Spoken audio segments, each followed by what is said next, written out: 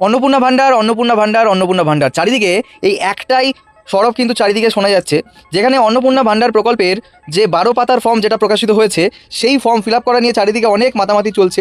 অনেকে দেখছি ফর্মগুলো fill up করছেন ভুলভাবে, এবং সেটা পাবলিকালি সেটাকে ডোমেনে পাবলিশ করা হচ্ছে।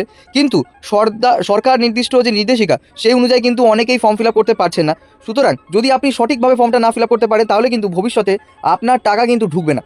অতএব অন্নপূর্ণা ভাণ্ডার প্রকল্পের যে 3000 টাকা মাসিক আর্থিক সহায়তা, যেটা পশ্চিমবঙ্গের প্রতিটা মহিলার পাওয়া দরকার, সেক্ষেত্রে কিন্তু তারা সেই টাকার আর্থিক সহায়তাটা পাবে না। কেন পাবে না? কারণ তারা ভুল জায়গা থেকে ফর্ম ফিল আপটা দেখছে, এবং একবার যদি ফর্ম জমা পড়ে যায়, সেক্ষেত্রে কিন্তু কারেকশন উইন্ডো কবে খুলবে সেই নিয়ে কিন্তু সরকার কোনোরকমভাবে কোনো স্পষ্ট বার্তা দেয়নি। সুতরাং আমি আজকের এই ভিডিওতে দেখিয়ে দেবো আপনারা কি করে সঠিকভাবে ফর্মটাকে ফিল আপ করতে পারবেন পুরো সম্পূর্ণভাবে, এবং কোন কোন ভুলটা এড়োবেন, কোন কোন ডিটেলসটা আপনি দেবেন, কোনটা দেবেন না, সমস্তটাই কিন্তু আমি জানিয়ে দেবো আপনার এই ভিডিওতে। নমস্কার বন্ধুরা, স্বাগত জানাই আরও একটি নতুন ইনফরমেটিভ ভিডিওতে। আজকের ভিডিওতে আমরা কথা বলছি অন্নপূর্ণা যোজনা পারিবারিক তথ্য সংগ্রহের ফর্ম সম্পর্কে। এখানে কিন্তু স্পষ্টভাবে একাধিক ইনফরমেশান একজন উপভোক্তার থেকে চাওয়া হয়েছে, শুধু তার নয়, তার পরিবারের সকলের। সুতরাং সেই ইনফরমেশনগুলো কী আছে, কেমনভাবে ফিল আপ করতে হবে, কেমনভাবে ফিল আপ করলে আপনার টাকাটা আসবে, আর কেমনভাবে করলে আপনার টাকাটা আসবে না, সমস্তটাই কিন্তু আমি দেখিয়ে দেবো আজকের এই ভিডিওতে। তো চলুন আমরা শুরু করি। তো এখানে ক্ষেত্রে কিন্তু স্পষ্টভাবে এখানে উল্লেখ করা হচ্ছে যে প্রতিটা বিভাগে স্পষ্ট ক্ষেত্র এবং টিক চেকবক্স বিকল্প নির্দেশাবলী রয়েছে। প্রতিটি চেকবক্স ক্ষেত্রে পরিষ্কারভাবে চিহ্ন করা হয়েছে। আবেদনকারী যাচাই কর্মকর্তার জন্য প্রয়োজনীয় নির্দেশাবলী প্রদান করা হয়েছে। প্রতিটা বিভাগ পূরণ করা বাধ্যতামূলক, অর্থাৎ যতগুলো সেকশন আছে প্রতিটা সেকশন কিন্তু আপনাকে ফুলফিল করতে হবে, এখানটায় ফিল আপ করতে হবে। তো প্রথমে আমরা কি দেখতে পাচ্ছি, এখানটা হচ্ছে কি পরিবারের যে বিভাগ ক আছে, সেখানে হচ্ছে কি পারিবারিক পরিচয় চেয়েছে এখানটায়। ঠিক আছে, পারিবারিক পরিচয় বলতে যার যে ফর্মটা ফিল আপ করবে তার পারিবারিক পরিচয়। ঠিক আছে, তার পরিবারের প্রধানের নাম অর্থাৎ হেড অফ দ্য ফ্যামিলির নাম এখানটা মেনশন করতে হবে। তার জন্ম তারিখ অর্থাৎ ডেট অফ বার্থ কত, দিন মাস বছর, এই সিকোয়েন্সে কিন্তু ফলো করতে হবে, এই সিকোয়েন্সে কিন্তু লিখতে হবে। তারপর আসি পরিবারের প্রধানের লিঙ্গ, অর্থাৎ পরিবারের যে প্রধান হেড অফ দ্য ফ্যামিলি তিনি কি মহিলা, পুরুষ না অন্যান্য, সেটা কিন্তু এখানটা টিকবক্স করতে হবে। পরিবারের প্রধানের আধারের নাম্বার, যেটা তার আধার কার্ড দেখলে আপনি পেয়ে যাবেন, সেই অনুযায়ী কিন্তু আধারের নাম্বার কিন্তু দিতে হবে। ওকে, ডিজিটাল রেশন কার্ডের পারিবারিক আইডি যদি থাকে তাহলে এখানে পেশ করবেন, যদি না থাকে দেওয়ার প্রয়োজন নেই। পরিবারের সদস্য সংখ্যা, অর্থাৎ উপভোক্তার পরিবারের কতজন সদস্য আছে তার এখানে সংখ্যাটা একজন লিখতে হবে, শুধুমাত্র সংখ্যা। দেখতে পাবেন যে নির্দেশিকার ক্ষেত্রে এখানটায় কিন্তু সঠিক হলে টিক চিহ্ন দিন আধার কার্ড অনুযায়ী। ঠিক আছে, তো সেরকম অনুযায়ী কিন্তু আপনাকে ফিল আপ করতে হবে। ঠিক আছে, আপনার সমস্ত জিনিসগুলো যেখানে টিক দেবে সেখানে টিক দেবে, যেখানে ডিটেলস দেওয়া সেখানে আধার কার্ড অনুযায়ী ডিটেলসগুলো পুট করবেন। এবারে আপনার স্থায়ী ঠিকানা চেয়েছে কার, পরিবারের স্থায়ী ঠিকানা, যোগাযোগ নাম্বার, বিশেষত পরিবারের প্রধানের আধার নাম্বার সঙ্গে যুক্ত মোবাইল নাম্বার এখানে চেয়েছে, অর্থাৎ পরবর্তীকালে কিন্তু সেই জিনিসটার ভেরিফিকেশান কিন্তু হতে পারে।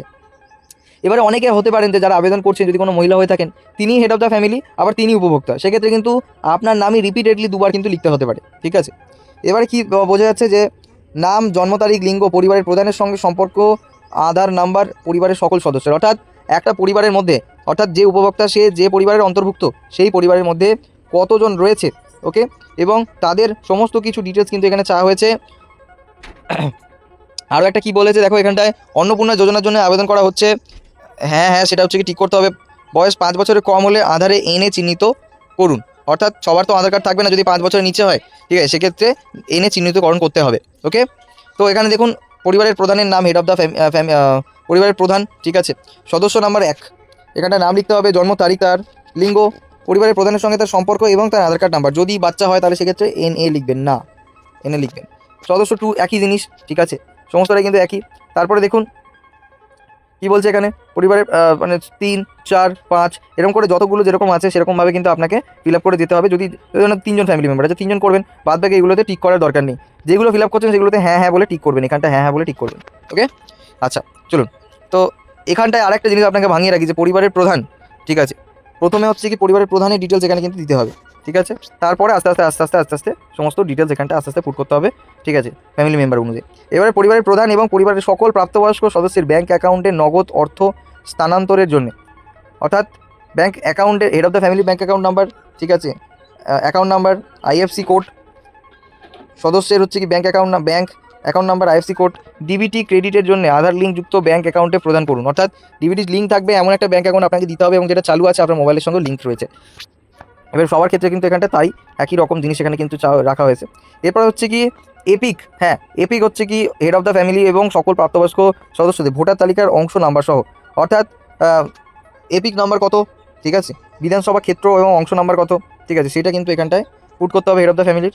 তারপর এখানে পুট করবেন সদস্য একের কী কী আছে, সদস্য একের এপিক নাম্বার এবং বিধানসভা ক্ষেত্র এবং অংশ নাম্বার, অর্থাৎ যেটাকে বলা হচ্ছে কি অ্যাসেম্বলি এবং পার্ট নাম্বার, ঠিক আছে, অ্যাসেম্বলি নাম্বার এবং পার্ট নাম্বার সেটা যদি আপনি না জানেন কোত্থেকে পাবেন, তাহলে আপনাকে রিসেন্ট যে ভোটার লিস্ট সেটা ডাউনলোড করতে হবে, ঠিক আছে। ইয়েতে গিয়ে গুগলে গিয়ে ভোটার আইডি লিখলেই কিন্তু আপনি ওই অপশানটা পেয়ে যাবেন এবং সেখান থেকে আপনি আপনার এলাকার ভোটার লিস্ট ডাউনলোড করে আপনার পার্ট নাম্বার এবং সিরিয়াল নাম্বার এটাও পেতে পারেন, বা enci.net বলে একটি অ্যাপ্লিকেশন আছে গভর্নমেন্ট অ্যাপ্রুভ, সেই অ্যাপ্লিকেশনে নিজের এপিক নাম্বার দেওয়ার পরে আপনি কিন্তু পার্ট নাম্বার এবং সিরিয়াল নাম্বার থেকে শুরু করে সমস্ত কিছু পেয়ে যাবেন, ঠিক আছে। তারপরে দেখুন এখানে বিভাগ রাখা হচ্ছে, বিভাগ, ঠিক আছে, অর্থাৎ যে কোন শ্রেণীর অন্তর্ভুক্ত আপনি, ঠিক আছে, সেটা এখানটা আপনাকে টিক করতে হবে। এবার ধরুন ইউআর ক্যাটাগরি আছে, ঠিক আছে, ইউআর ইডাব্লিউএস ক্যাটাগরি আছে, তপশিলি আছে, তপশিল উপজাতি আছে, অনগ্রসর শ্রেণী আছে এবং বিশেষ ঝুঁকিপূর্ণ জাতি আছে এখানটায়। এবারে কি বলছে, প্রযোজ্য সংস্থা যেমন জাতিগত আর্থিকভাবে দুর্বল শ্রেণী, ইডাব্লিউএস শংসাপত্র, ক্রিমি লেয়ার শংসাপত্র ইত্যাদি, ঠিক আছে। তো এখানে আপনি যেটা হবেন সেটা কিন্তু আপনাকে দিয়ে দিতে হবে। এবং রেশন কার্ড এবং খাদ্য ভুক্তর কি, অর্থাৎ সঠিক হলে টিক চিহ্ন এখানটা দেবেন, ঠিক আছে। মানে এবারে ক বিভাগে কী গেলো, পারিবারিক সমস্ত ডিটেলস পেলে, এবার বিভাগ খতে কী আছে, ঠিক আছে, রেশন কার্ড এবং খাদ্য ভর্তুকি। এবারে আপনার রেশন কার্ড রিলেটেড সমস্ত ইনফরমেশন কিন্তু এখানটা লাগবে, সুতরাং এই অংশটা ফিল আপ করার জন্য কিন্তু আপনাকে রেশন কার্ডটা রাখতে হবে কাছাকাছি। আপনার ডিজিটাল রেশন কার্ড কি আছে, যদি থাকে তাহলে হ্যাঁ, যদি না থাকে তাহলে না। যদি হ্যাঁ হয় তবে কার্ডের ধরন উল্লেখ করতে হবে এখানটায়, সমস্ত এই যে কার্ডের প্রকারভেদ আছে, আপনি কার্ডটা দেখলে বুঝতে পারবেন আপনার কোন কার্ড রয়েছে। তো আমাদের ক্ষেত্রে হচ্ছে কি এই কার্ডটা রয়েছে আমাদের কাছে। পরিবারটি রেশন দোকান থেকে মাসিক রেশন তুলছে কি না সেটাও চেয়েছে, ঠিক আছে, যদি তুলে থাকেন তাহলে হ্যাঁ, যদি না তাহলে না, তাহলে হ্যাঁ।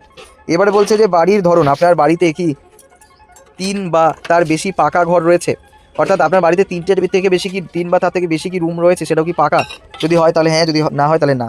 পারিবারিক জমির মালিকানা, মানে যে জমিটা আছে তার মালিকানা কি আছে, রেজিস্ট্রেশনের নথি, মিউটেশনের কপি বা আর, ঠিক আছে, হালনাগাড়িতে তারিখ সহ সর্বশেষে জমির রেকর্ডের কপি, ঠিক আছে, সেটা কি আছে, যদি না থাকে না। আচ্ছা, পরিবারের সকল সদস্যের মোট জমির পরিমাণ শতকে, অর্থাৎ যে পরিবারের সকল যে সদস্য রয়েছে সেই সব সদস্যের মোট জমির পরিমাণটা কী হওয়া উচিত বা মোট জমির পরিমাণটা কত সেটা এখানটায় মেনশন করতে হবে, ঠিক আছে। অবশ্যই কিন্তু রেজিস্ট্রেশন নথি এবং সবশেষ আরও জমির নথি কিন্তু সেই অনুযায়ী শতক এখানে আপনাকে বসাতে হবে। আপনি যানবাহন সম্পর্কেও জানতে চাই যে আপনি বা পরিবারের কোনো সদস্য কি অবাণিজ্যিক মোটর চালিত 4 চাকা গাড়ি আছে, অর্থাৎ কমার্শিয়াল ভেহিকেল বাদ দিয়ে, ঠিক আছে, পার্সোনাল ইউজের জন্যে আপনার কাছে কি কোনো 4 চাকার গাড়ি রয়েছে, যদি থাকে তাহলে হ্যাঁ, যদি না থাকে তাহলে না। যদি হ্যাঁ হয় তবে গাড়ির সংখ্যা উল্লেখ করতে হবে এখানটায়, ঠিক আছে, গাড়ির সংখ্যা উল্লেখ করতে হবে, গাড়ির রেজিস্ট্রেশন নাম্বার উল্লেখ করতে হবে। এখানে বলছে তখন গাড়ি, জিপ, ট্রাক্টর অন্তর্ভুক্ত করুন, যদি হ্যাঁ হয় মডেল, এখানে মডেল নাম্বার এখানটা দিতে হবে টোটাল আপনাকে। এবারে পারিবারিক ভিত্তিতে সদস্যের স্বাস্থ্য বিমা, যদি থাকে তাহলে না, যদি হ্যাঁ হয় তবে সরকারি এবং বেসরকারি বিমার অঙ্ক এবং প্রিমিয়ামের বিবরণ উল্লেখ করুন, অর্থাৎ হেড অফ দ্য ফ্যামিলির যদি সরকারি বেসরকারি কোনো রকম হেলথ ইন্স্যুরেন্স থাকে তাহলে সেটা আপনাকে এখানটায় করতে হবে, ওকে। এখানে দেখুন এখানে কী করতে হবে, যদি সরকারি হয় সরকারি, ঠিক আছে, প্রিমিয়ামের বিবরণ এখানটা নিচটাই লিখতে হবে, এই জায়গাগুলোতে প্রিমিয়ামের বিবরণ দিতে হবে। আচ্ছা, তারপরে কি বলছে, আয় এবং পেশা, ঠিক আছে, আয় এবং পেশা, তাহলে ঘ বিভাগে কি দেখতে পাচ্ছি, আয় এবং পেশা, মানে কোনো সদস্য কি আয়কর বা পেশাগত কর প্রদান করেন, মানে প্যান, ট্যাক্স ইত্যাদি কি করে, ট্যাক্স কি পেড করে, হ্যাঁ হলে হ্যাঁ, না হলে না, ঠিক আছে। পরিবারের সদস্যের প্যান কার্ড যদি থাকে তাহলে আপনাকে এখানটা দিতে হবে, নাম দিতে হবে, প্যান নাম্বার দিতে হবে, নাম দিতে হবে, প্যান নাম্বার দিতে হবে, ঠিক আছে, সবার ক্ষেত্রে কিন্তু তাই। এবার কি বলছে, কর্মসংস্থানের ধরন, অর্থাৎ পরিবারের প্রধান কি সরকারি ক্ষেত্রে চাকরি করেন, বেসরকারি ক্ষেত্রে বেতনভুক্ত কর্মচারী, না সাংগঠনিক ক্ষেত্রে স্বনিযুক্ত উদ্যোক্তা, ব্যবসায়ী, মালিক ইত্যাদি, বা আংশিক সময়ের কর্মরত বা অসংগঠিত ক্ষেত্রে যুক্ত, ঠিক আছে, যেমন হতে পারে কারিগরি, শিল্পী, কৃষক, ঠিক আছে, বা পরিযায়ী শ্রমিক, বেকার না অন্যান্য, সেটা এখানটা দিতে হবে হেড অফ দ্য ফ্যামিলির। সবচেয়ে উপযুক্ত ঘরে টিক দিন, যদি থাকে প্রয়োজনীয় নথি স্বঘোষণা জমা দিন, ঠিক আছে, মানে প্রমাণপত্র হিসাবে।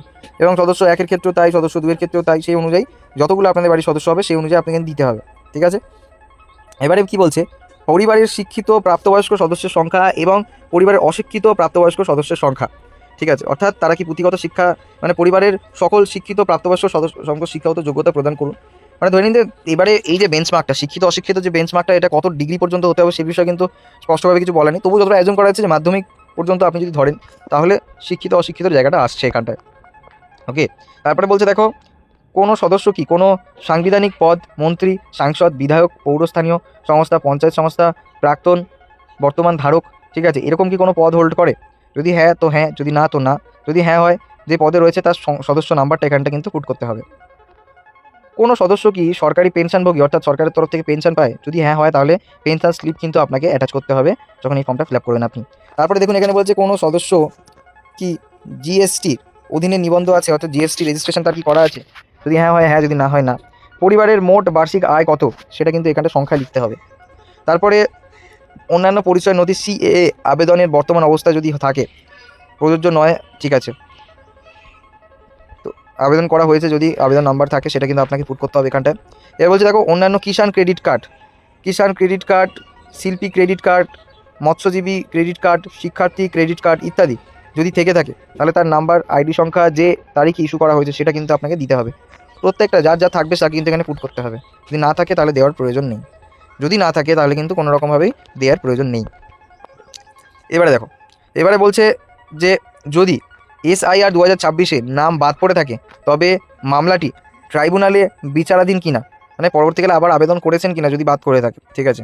পরিবারের প্রধান প্রযোজ্য নয়, না, ঠিক আছে। এবং হ্যাঁ, যদি হ্যাঁ হয় তবে মামলার বিবরণ কিন্তু এখানটা আপনাকে মেনশন করতে হবে, ঠিক আছে।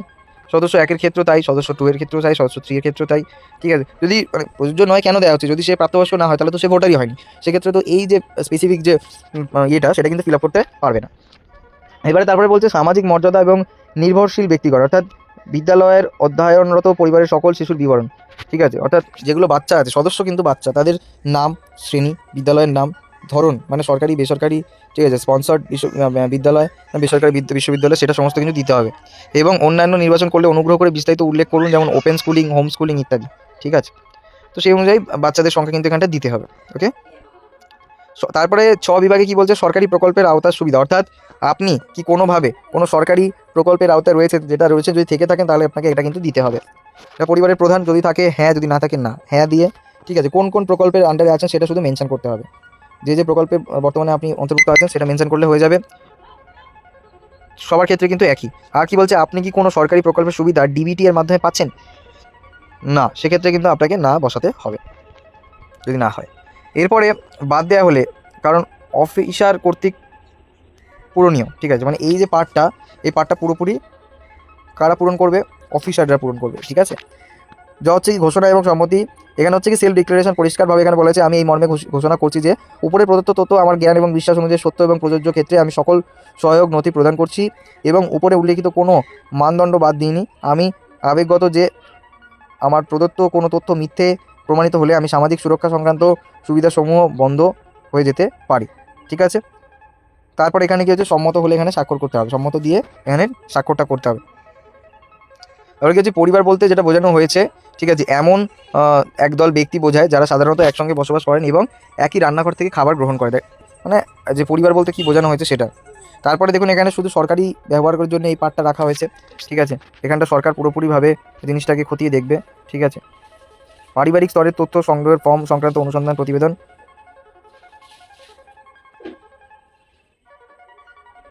এবার যেটা রিসিভ করবে, যে ফর্মটা রিসিভ করবে তাকে কিন্তু এই পার্টটা ফিল আপ করতে হবে বেসিক্যালি।